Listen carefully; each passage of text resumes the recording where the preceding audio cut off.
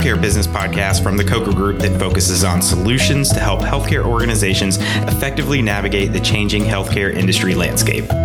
Welcome back, Brandt, to the podcast. Thank you. Yeah, and Brandt's been on a few times now, and today we're talking about another topic in a series that we've had for a while now, covering different things related to private equity deals. This is obviously something that's very relevant to the market right now, and Coker's doing a lot of work in this space, whether it's with actual private equity sponsors or if it's on the sell side, if you will, working with groups. But what we want to talk about is specifically operational components of the transaction, and even more specifically beyond the transaction, because there's a lot there, and we'll dissect that or get into it here. You know, what we found is doing the deal is, in my opinion, a relatively small piece. It's obviously critical, but what comes after the deal is what can really make or break these things from ultimately, being successful or hitting the targets that the buyer ultimately sets out, and what those expectations are really comes down to, I think, a lot of operational elements here. And so that's what we want to talk about, and we'll dive in. We kind of broke the discussion down into three overarching categories, if you will. We'll start with the actual operational due diligence. And this obviously is a transaction thing. And I've talked about due diligence before, but this really goes for any transaction. Getting beyond kind of the standard checklist items of due diligence, in my opinion, is critical. And this is a great opportunity not only to identify potential challenge areas, but identify opportunity areas as well. And I think that operations is where you're really going to find that. Also, we'll just say, and Brandt, maybe you can start out with this, but again, a lot of these principles apply to kind of any transaction. When we're talking about a group, a medical group, and doing transactions with physicians, but there are some nuances to doing a deal with private equity or private equity sponsor coming in and doing transactions partnering with physician groups than, say, hospitals. And I don't know, maybe that's kind of high level, big picture thing, but maybe just briefly touch on that. What are your thoughts? Yeah, it's an interesting time to see the acquisitions happening. We do a lot of financial and operational due diligence for health systems interested in acquiring or groups that are interested in being acquired, approaching health systems, and we'll help evaluate that. And I think the financial side and valuation piece is something that we do a lot of, and that tends to be where we focus a lot of energy around private equity deals is what's the valuation and how do we hit our target on an investment return. And that's a dangerous game to play, I think, from where we sit because of the variability in operations. And we've worked with several private equity owned provider groups that are delivering mostly single specialty owned groups that started off independent and then were acquired, kind of the story of the day. And there are a number of things that even at the health system level, you could miss in reviewing a practice operationally that I think private equity groups, often with less, I won't say healthcare experience, but provider and healthcare delivery experience, it's easy to overlook. I think we would assume, all of us would assume that practices are run more efficiently and have more resources than they do. And when you peel back the layers, you often find that they're either non-compliant or aren't as efficient or effective as they might want you to believe. Leadership can be lacking. And then ultimately, I think a lot of the due diligence piece boils down in a health system setting to, is this strategically what we're trying to accomplish? And usually provider groups are acquired because they want to align with them in some way. Very few specialties, very few physicians or groups within even attractive specialties are actually big revenue generators in the clinical or ambulatory setting. That's changing some with ASCs and other delivery models, but it's usually not a financial play other than the downstream revenue that hospitals can gain from having a network of engaged and employed providers.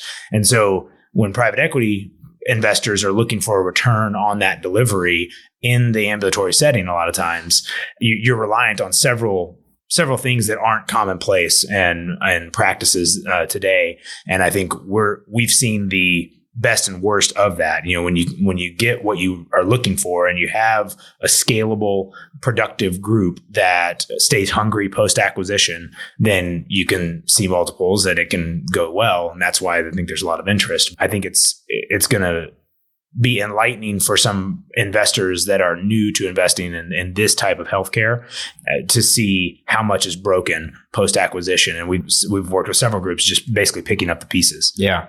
And we'll come back to that staying hungry after the deal point. I think that's something that's very important. And generally speaking, it's not going to surprise anybody to say doing a deal with physician groups is different from a manufacturing deal or a retail entity or something like that. Everybody knows that. And these buyers, these private equity firms, have great leadership and resources and very, I think, well equipped to deal with the unique nature of these deals. But I don't think they always fully understand intimately how some of those unique dynamics can really play. And it's different. It's not just different type of deal, but you're dealing with things like a completely different revenue and cash flow model as far as dealing with payers and things like that. You're dealing with providers that, it has its own unique dynamic. And then you have to think about not only the valuation, and I think just as important, if not more important than the upfront value, is that piece, that post-transaction, those post-transaction economics that play into incentives for the providers. And so, those are all key elements of the deal itself. When you're talking about due diligence, though, and I guess we can talk about kind of the transaction itself. And let's say we're in the shoes of working with a sponsor going in to do an acquisition, whether it's a platform deal, initial entree into a market or a specialty, or even if it's add-on deals. Run through that a little bit in terms of some of the key big picture areas that we look at or things that we look for, and then maybe some tips for avoiding potential pitfalls. Yeah. So I think at first glance, we start with kind of the fundamentals of operations, right? So how productive are our providers? How are we incentivizing our providers? What are we using as a staffing model? What are our other related expenses? How is our rev cycle managed? Are we insourced, outsourced? And what's the performance? And so kind of your multi-point inspection, so to speak, is a good place to start.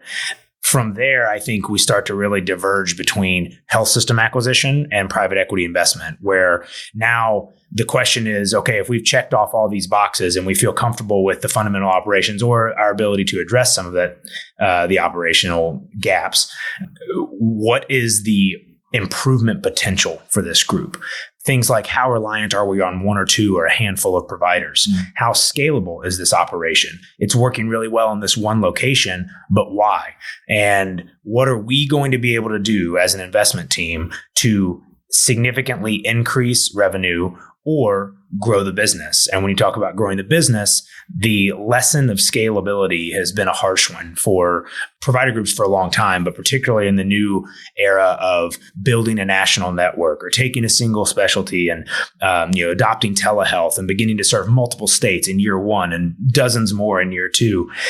The regulatory environments change, the state requirements change, compliance and all that, and leadership gets spread thin. We've seen, I won't say inexperienced, but not seasoned veteran group operators at the helm or in a regional VP role where they're trying to manage practices or even just a doc in several counties or several regions of a state or service area. And when you can't see it and touch it and feel it the way that a lot of medical practices are managed, things don't go the way you are hoping they will. And it's hard to manage with local supervisors that report up to VPs. And so that entire organizational infrastructure has been a hot topic of debate that we've helped groups just with that piece, right? How should we be managing these groups? It's doesn't warrant putting a senior level person in this market, but we have no idea what's going on there, and the performance isn't up to par.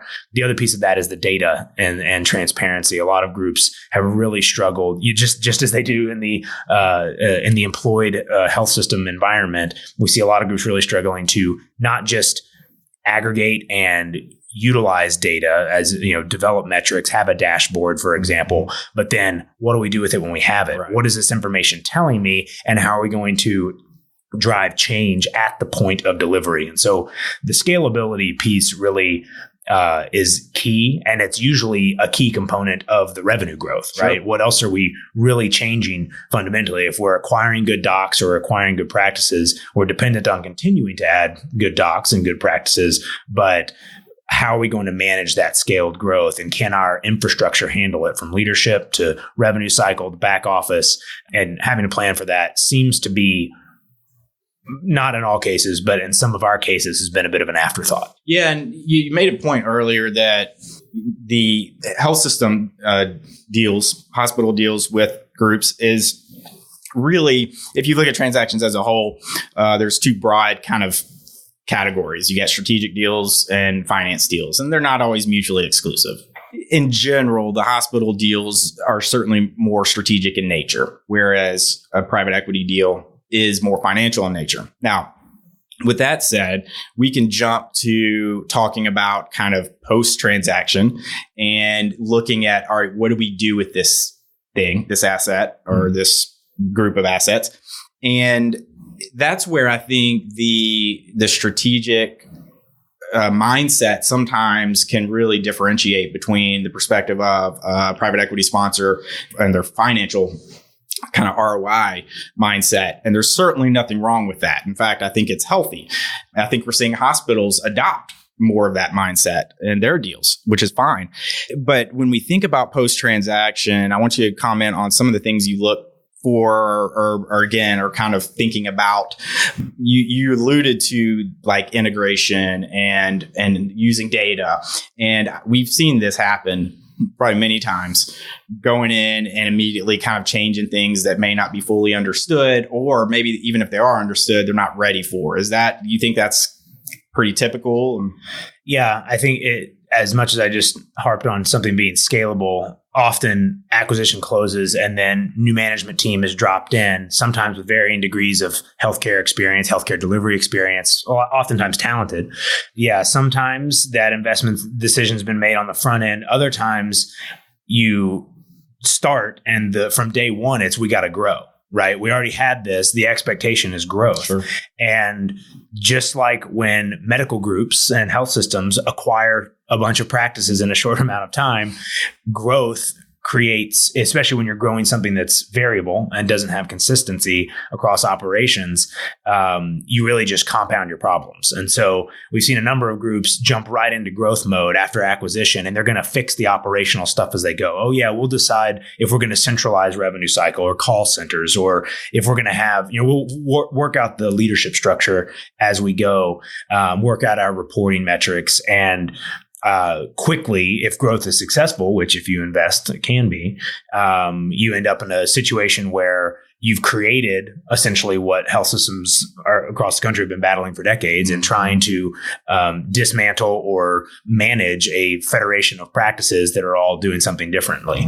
And the complexities of that, and then the decisions about, do we centralize? Do we not centralize? Do we outsource? Do we own this? We're not revenue cycle professionals. We don't want to be a billing office. That's not where we're making our money. But it turns out we could increase margins by a few percentage points if we were doing this better in a more cost-effective fashion. And so those types of decisions are what we've ended up helping a lot with. And I think that speaks to the scalability, but scalability implies growth. And my advice would be, make sure that wherever you sit on day one of operations is something you want to replicate and scale before you start growing. Doesn't mean you have to have breaks all around, but I think I would be cautious to grow something that's not working the way you want it to already.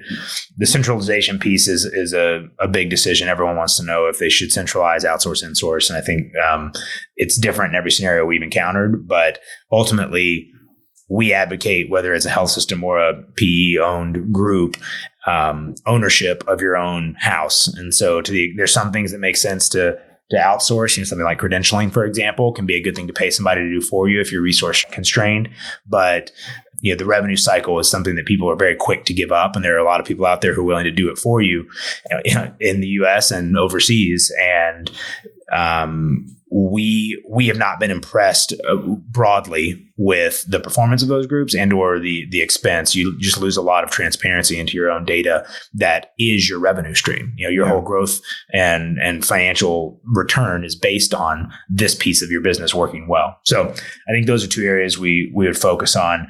The financial management and just the P&L roll-ups, when you have these local delivery systems, is another thing that we've helped groups do, is figure out how they should be accounting for and measuring on their profit and loss statements for each location and group. And it's just a little bit different than managing a manufacturing plant. Mm-hmm. And so some private equity groups are well seasoned and have people who have run these before, but even taking a CFO of a hospital and having them manage medical group P&Ls, especially roll-ups and combinations of services, is a different entity. And so there's generally a lack of appreciation for the nuances in managing a practice. It is simple. It is basic. You just need to have people who have done it before. And we've encountered a lot who have really smart people who just haven't had that piece of experience.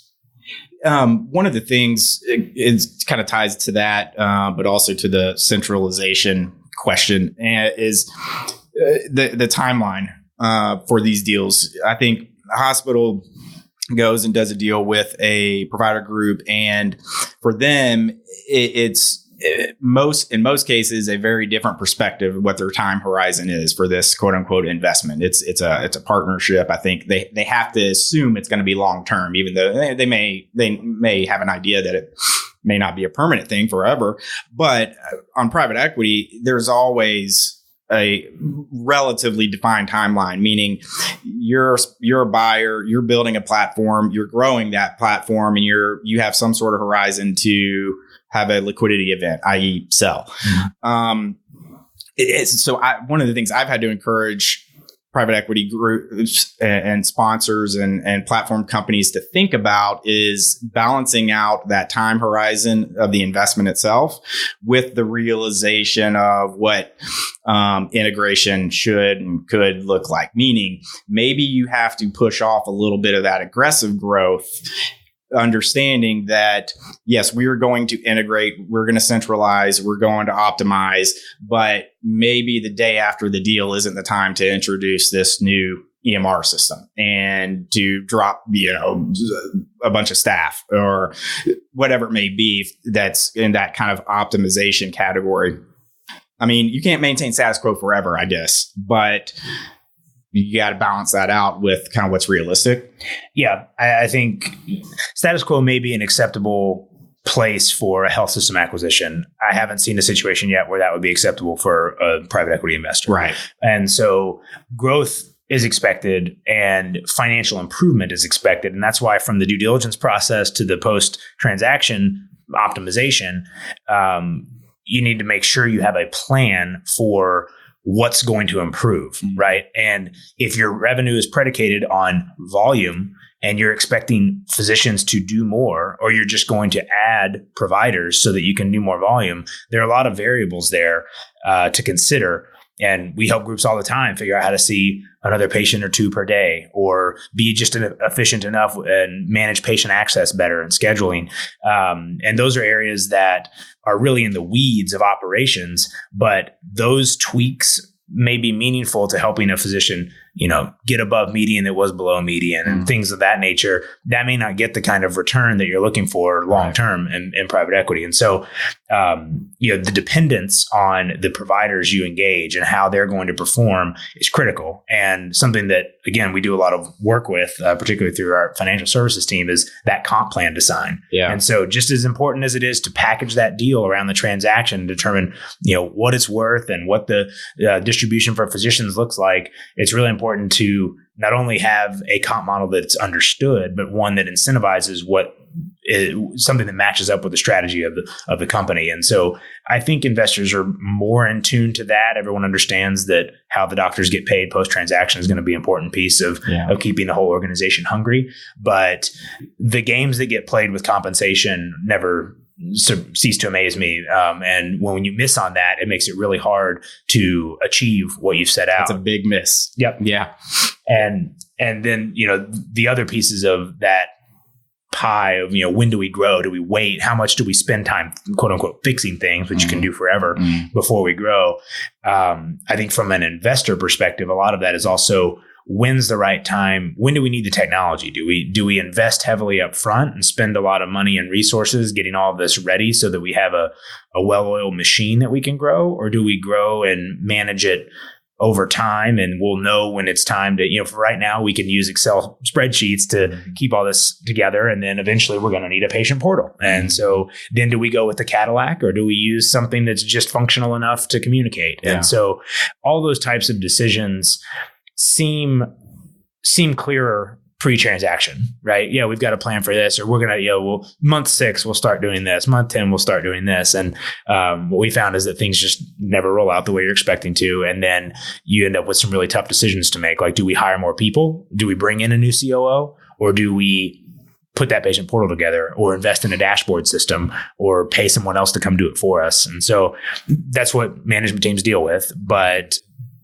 we've seen several groups struggle to identify those barriers on the front end, and then to manage them once they're up and running, again, because sometimes they just haven't seen it. And often it's a frontier, right? Maybe no one's ever tried to grow this single specialty across 7 states in a single year and add 200 providers. That's a lofty goal for anybody. Sure. Yeah. We said earlier, talk about kind of keeping the providers engaged post-transaction. And that's probably is a discussion in and of itself. We've talked about in previous Coffee with Coker episodes, kind of the valuation model for private equity, but there's a direct correlation between the valuation of the deal and the incentives or the comp model post-transaction. So what are your thoughts as far as, and you've already covered this a little bit, so we don't have to spend tons of time on it, but I do want to address this question of keeping the providers engaged, keeping them hungry, incentivized, motivated, and then dealing with kind of the probably inevitable, in some cases, decline in some of that production. Yeah, good question. It's well known to any health system that if you buy a provider group, you're going to expect a productivity dip on the other side. That's been a standard. We work hard to avoid it, but the difference in being on your own and single shingle, or even an independent practice where the bottom line flows directly to your W-2, it's just different than when you're in, quote unquote, an employed model.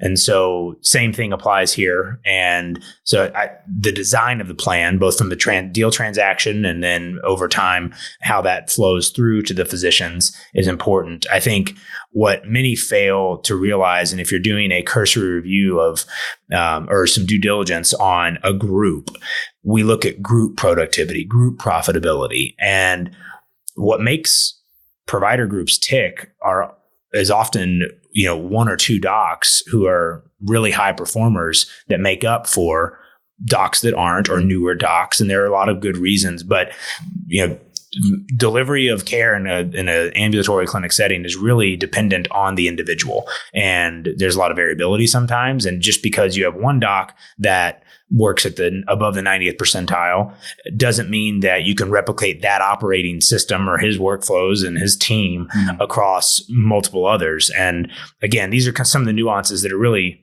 common in health system world, but I've seen firsthand the frustration of private equity groups that come in and say, what's wrong with all these other providers that can't produce like this top half or our top 5? And there are usually explanations around for that. But I think understanding how you're going to drive and what you're truly dependent on down to that granular level for your revenue stream, and if one of those high performers leaves, that can change the profitability of a practice, right? Just as it often would in private practice models. And that's why a lot of them want to sell to health systems when they are considering retirement or know they don't have the productivity to keep up. So it's important to really know what you're buying, and then to have some pretty clear and conservative estimates around what the providers at an individual level are capable of and how that's going to look as you grow and scale. Yeah, I mean, I can't tell you how many times I've looked at a valuation model, even in an actual term sheet from private equity looking to buy a group, and the amount of, the lack of detail considered, because what you just talked about and what goes into this, there's so much nuance to it. And if you don't drill down to that level of detail, I mean, it's inevitable that you're going to be dealing with this in a negative way post-transaction or down the road at some point. And I think there are so many opportunities to get deeper into some of these things. And I would say it's not just good to do, but it's essential.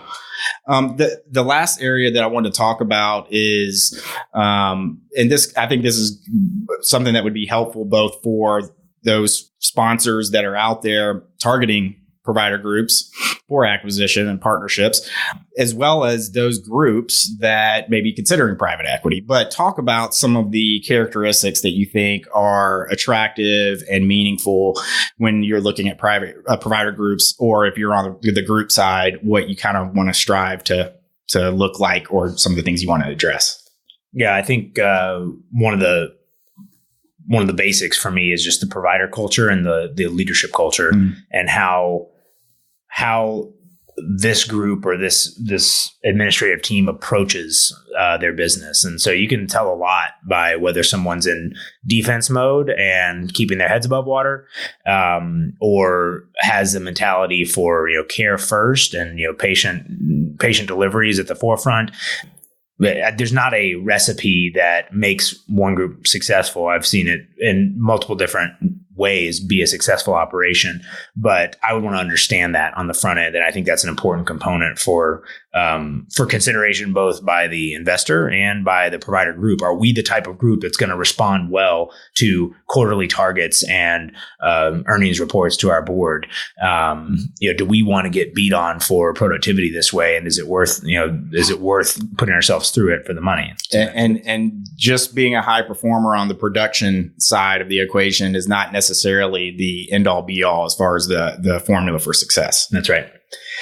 And I think, like we talked about, some of that fundamental operational efficiency, the amount of brokenness in private practices that are being acquired, and we're speaking generally here. So the private equity investment is not all happening with single shingle doc, that doesn't have any resources. There's a lot more complexity and sophistication in the market. But that said, there's still usually holes in the swing. And so I'd want to know exactly where those holes are and what the plan is to address them, and how costly those could potentially be if we don't address them. So kind of identifying the gaps on the front end versus once we get operational, starting to uncover stones and realizing, oh man, every time we take in this form, it's different, or we're still using faxes for this, and we got to go change it with this many locations in this many states. Those types of findings when you're dealing with a lean management team at the corporate level are really hard to manage. The leadership team, and a lot of times the senior leadership in these transactions ends up being from the private equity firm, which isn't surprising. That's the model. I think when you get down to that local leadership, the supervisor, practice manager, local administration, especially if you're doing regional and you've got people who are responsible for a few locations in a region, the strength of those individuals can really make a difference in not just profitability, but satisfaction on the provider, patient, and staff side. Things can blow up without good leadership, and it's hard to find. It's hard for health systems to find. Sure. We help health systems find a lot of those people, and we serve in interim roles for a lot of health systems that cannot recruit or find someone in a specific market with the skill set necessary to take it to the next level. So, because big surprise, right? Even running a group is very different from running a hospital. So, correct. I mean, even that has its own unique characteristics. That's correct.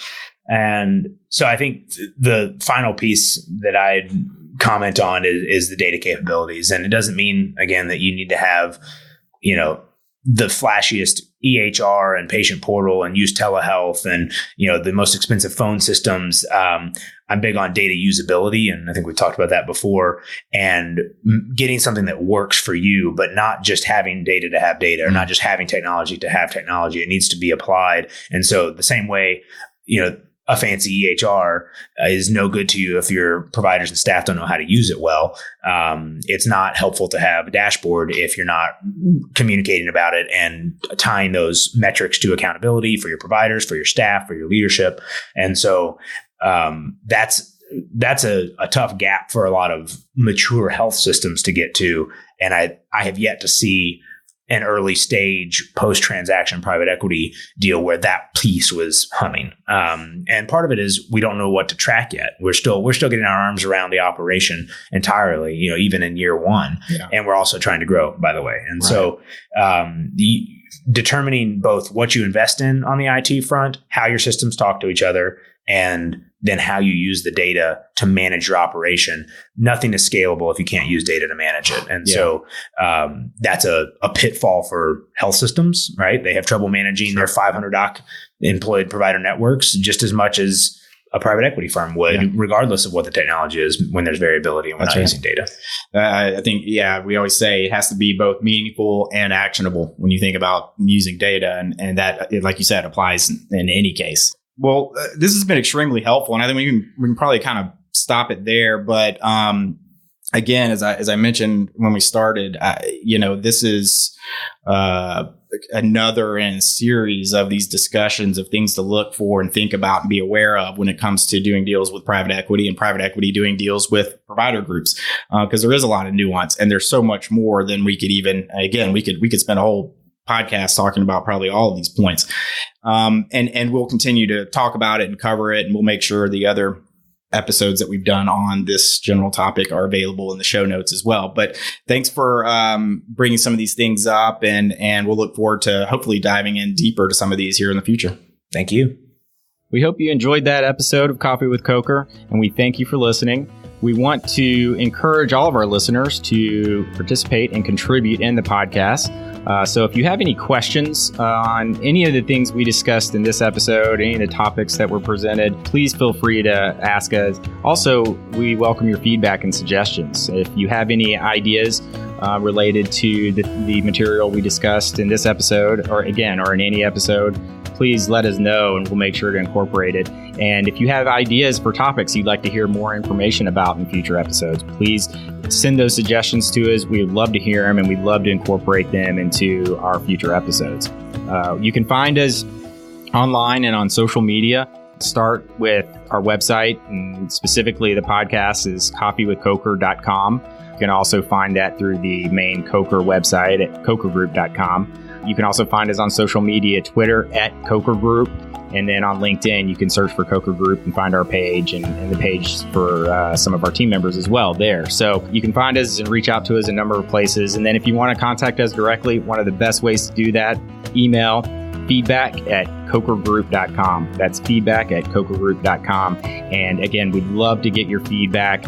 And we'd love to encourage everyone to subscribe to the podcast so that you can be notified when future episodes are released. We look forward to the next episode, and we look forward to getting your suggestions and feedback on this episode. Thanks for listening, and we look forward to speaking with you again on future episodes.